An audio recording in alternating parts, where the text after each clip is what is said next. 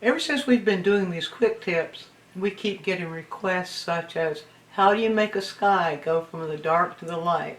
Or how do you create a sunset sky? Or how do you create fabric?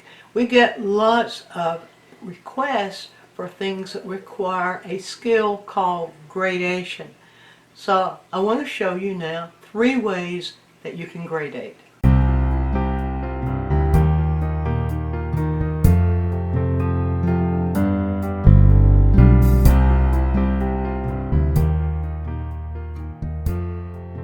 Gradation means a gradual change from one thing to another.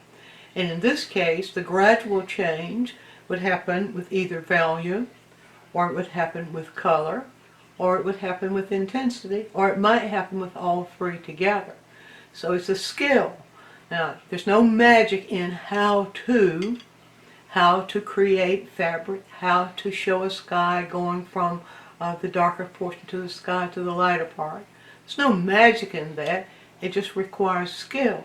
So if you will practice these skills, this skill that works in 3 different ways that I'm about to show you, you will solve many of your problems when you approach something that requires a gradation. So I'm going to begin with value. Now, value gradation means gradual movement from dark to light. It doesn't have to be any particular color. It doesn't have to be any particular value range. It could be from the very darkest dark to the very lightest light, or it could be somewhere in between. It's just a change that goes from a darker color to a lighter color, or you could say it in reverse, a lighter color to a darker color. Alright, so I'm just going to use a single color, and I think I'll just take ultramarine blue here, and what I'm going to do here is, rather than start with the darkest version of ultramarine blue, I'm going to lighten the darkest version up just a little bit. And you could do this any way. You could have it begin at any degree of value. So I'm just going to mix that really good on the palette there and get a darker version. And I'm going to pull down on the palette to get a good head start with this. I'm going to pull down a good bit of white here on the other side, and then I'm going to begin to mix. And this is sort of a little bit of a value line that I show you how to do this in another quick tip. But you can see me do it right now, where we'll have a middle value. Now in the value line, usually I will take it from maybe the darkest dark to the lightest light of a color. But here, if you just do this kind of mixing on your palette, you have a head start.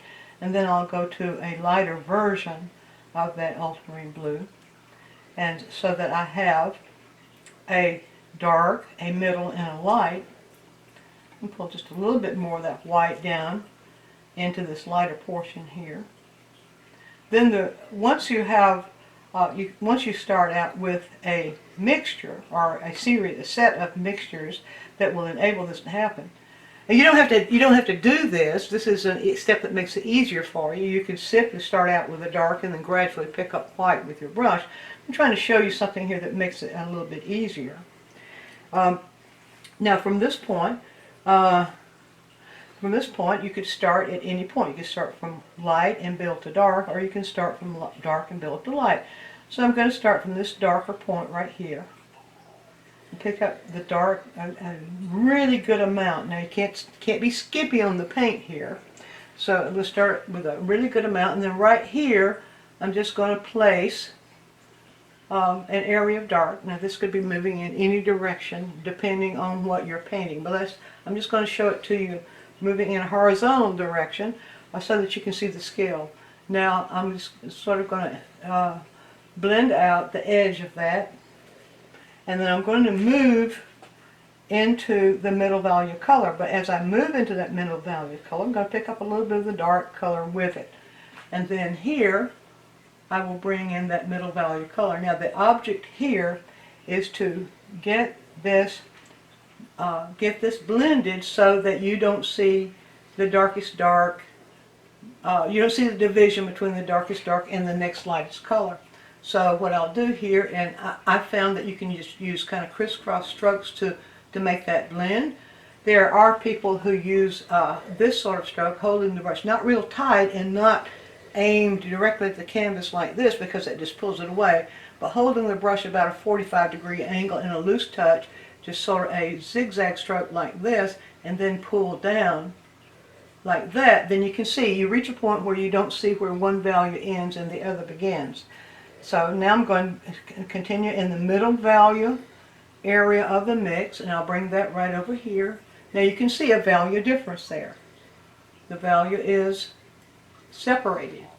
To get that value gradated, I'm going to wipe off the brush, and this time I'll use that little zigzag motion where you just sort of zigzag between the two, and then bring down a vertical stroke, and you see there, you get a clear gradation that goes, so you don't see where one ends and the other begins. Sometimes you can move over this way and then into this way. Now I'm going to continue to move. I'm going to begin to get it a little bit lighter, so I'm going to gradually pull a little bit of that lighter mixture into the middle value mixture and bring it right here. Just a little bit more. So I'm kind of showing you, you might find shortcuts to this, but if you will practice this particular method, if you're having trouble with gradation, if you'll practice this particular method until you get the hang of it, then you can find your own shortcuts to it. So just placing that. Now you can see the division between that value and this value. Now once again, now this time I'll just sort of do this. See, there are several kinds of movements that you can make where you're pulling those colors together, pulling the edges of those colors together so that you don't see where one ends and the other begins. Now that itself is a gradation. I could continue it on to the next light up. Let's get the brush really good and low. Now if you're skimpy on your paint, you may have trouble working this, so be sure that if you're working this this skill, it is a skill. It doesn't require talent to do this. That's another one of those misused terms that we find out there. When someone does a beautiful job with a skill, then the uninformed public will say, "Oh, you're so talented," and it has nothing to do with talent. It's simply skill. All right, now you see that you can see that division there. You can see between the darker color here and the lighter, I should say darker value and the lighter value. This time I'll just pull in this way between each other. So I've shown you several little variations on how you can get those blends. But see, it doesn't require very much at all to get that moving into a gradation so that you don't see where one begins and where the other ends. Now if you overdo that, you're just going to get one blob. So pulling back on the brush strokes, not having too many brush strokes, pulling back on the brush strokes is the best way to do that. You can see what's happened there. Then in this you have to be careful about.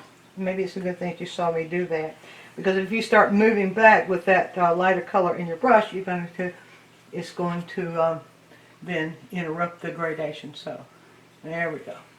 So a little bit of brush work, using those strokes and holding the brush in the right direction. That's the skill of gradation. Now what about if you wanted to gradate one color into another? Well, let's add to this mix a different color, and why not add maybe yellow? So we know if we know that yellow and blue give us a kind of green, and so what I'll do here is I'll just add some yellow into the lighter portion of this.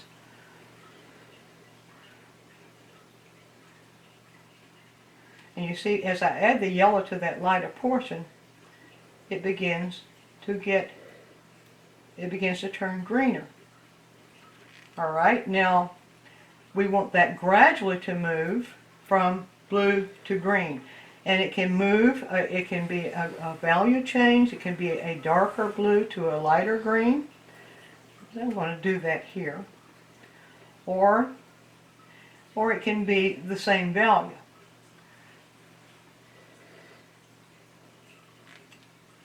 Okay, let me just put a little bit more. Well, I'm going to wait and pick up that yellow and show you how that works. All right, so I'll start again, and still, same thing. I'm going to start with the blue, and right here, I'll begin by just putting a line of blue. And once again, it can move in any direction. So I'm going to sort of move a little bit of that blue in this direction there, just to make it a little bit easier. Then I'm going to begin to turn that blue green. Now what does that mean? It means that the next little band there needs to be slightly green, but it also needs to stay, be just a little lighter in value. So I'm going to pick up just a little bit of that yellow and a lighter version of that blue. Let's see if this does, yes, that's it right there. It's not going to be, right now I'm not going to control the kind of green it is, just want to show you the gradation. Now you see we have now two distinct colors side by side. Let's get that just a little bit lighter so that we can see also a change in value. There we go, just a little bit. Now, two colors side by side, and you can see the distinct difference between those two colors. Now we can wipe the color off the brush and get a clean paper towel here, be sure I make that happen. And again, you can use that same method of zigzagging, pulling one color into another, and then a vertical stroke like this. Move the brush in between where the two join. Move it then gradually, barely touching the paint, gradually towards one, and then gradually towards the other, until you reach that point where you really can't see where it changes from one into another. All right. Now I can still see that change, so I'm going to reach this way, pull in a diagonal movement, pull a little bit of the blue in. Now in a diagonal movement, I'll pull a little bit of the green into the blue. Again, you can overwork this. You see, I'm giving it very light touches. If you hit that too heavy with your brush, you'll just pull the paint away. Now you're beginning to see that the blue is gradating into the green. Now I'm going to make one more step here, and you'll get the idea of how this works. I'm going to pick up plenty of color, going to raise the value a little bit, and make that move just a little bit more towards yellow. So put this color right here. You see that's put a little bit more yellow into that. Alright. Now we've got it. Alright, so I'll pull this yellow right side by side. This color. You see there's a value difference and a color difference. Just pull those right side by side. Without rinsing the brush or adding any more liquid to the brush, now I'm going to begin to sort of zigzag those between each other like this.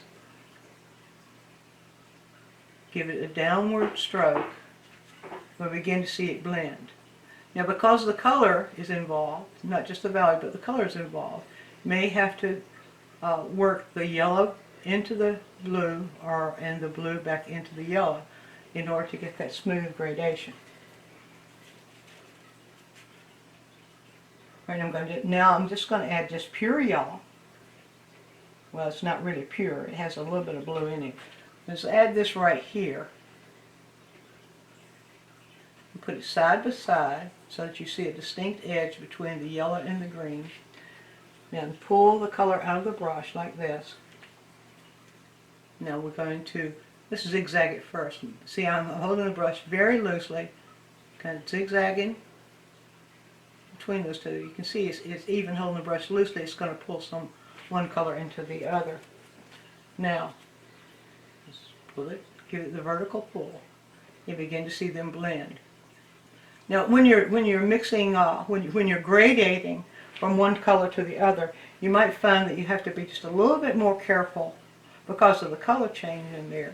You might have to be just a little bit more careful. You may have to do the pulling of the colors into each other a couple of times, but again, if you overdo it, you're going to just pull the paint off. So that pretty much shows you. I see a little bit too much of a gap here, so I'll go back and I'll be sure I pull all that stuff off the brush. There's a little bit of a gap here, so I'll just pull a little bit more of the blue in, but very, very lightly. It's got to be a feather touch. If you go back revise, it's got to be a feather touch. You see what's happening already is pulling blue off the canvas, so that's a good thing for you to see too. Alright, so there's your gradation of changing one color into the other. Again, let me emphasize, the colors can be the same value, they can be a different value. So the important thing is the skill of gradating one to the other. And I'm going to very briefly show you here about gradating from a saturated color to a neutral. That's called gradating intensity. All these colors on my palette now are saturated. Saturated means that they're their highest intensity they can be. Well, if a color is fully saturated, it's the highest intensity it can be. So I will start out with red, and I've got a really strong red here called naphtha red. I'm just going to start out with red, and what we want our object here is to gradate this red towards a neutral. So I'll just put the high intensity red right here. Now I'm going to let it pull just a little, get a little bit thinner and a little bit thinner as it moves in this direction, and then get all that red off the brush. Now, according to the way color works, we can neutralize any color with its complement. And we know that green is the complement of red. So what we'll do is to mix a green, you could use almost any, I'm not going to say almost any green, but I just happen to have these primary colors on the palette. So I'm just going to take phthalo blue right here and Hansa yellow light right here. I'm going to pull gradually phthalo blue into Hansa yellow light until I have a green. Now what I want to do is to gradually change the neutrality, change the saturation of this to neutral. So I will pull a little bit. Now this is one way of doing it. You could do this on the palette and then here. This is one way of doing it. I'm going to pull a little bit of that naphtha red on the brush, and I'll go right here to the edge of that green, pull just a little bit of that green into the brush, and then come right here and stroke it in. So that's going to be a little bit darker. I'm going to stroke it in until it changes just 1 degree of neutrality. Alright, then I'll put that right here. You can see that it not only changes the neutrality, it also changes the value, but that's okay. This will show you how this is done. Now after I get the major part of the paint off, I'm going to kind of move it now over into that red. And you can see now just by doing that, I can get a gradation where you barely see, in that place, you barely see the change as it moves from neutral, from high saturation to neutral. Now I'm going to do the crisscross thing again, and that's probably enough of that. I'm going to get another degree of neutrality, so I'll reach back into the red, and then move back into the green, and then back into the red. And what I'm looking for here is 1 degree change, 1 degree more neutral than the band I have right here. This is a good exercise for you because it also helps you to control, to learn how to control neutrals as you see them by using the complementary colors rather than, a lot of people will just use a gray. Well, sometimes that works, but if it's a very bright color you're working with, that can also mute the color. So you're just reaching for gray by itself is not always the answer. In fact, I always depend upon the complement to give me the more neutral. Okay, I'll work that just a little bit. Now what we've got going on there is that naphtha red is very strong color, very high tinting strength. Let's see, okay, that's going to do it. It's a very high tinting strength, and that means that it requires less of the green into it in order to get the neutral. So I'll just pull out of the brush here. Now I'm going to, once again, I'll just pull them. Once I have all the paint pretty much painted out of the brush, and I'm just going to kind of pull my brush in between those two very feather light, barely touching the crisscross, and barely touch the feather. And so now I'll take it one more degree of neutrality so that you get the sense of how this skill. It's a skill, and it may take some practice, but it's worth the practice. Now you see also we have here, it's not only gradating from the saturated to the neutral, it's also gradating in values, going from a lighter color to a darker color.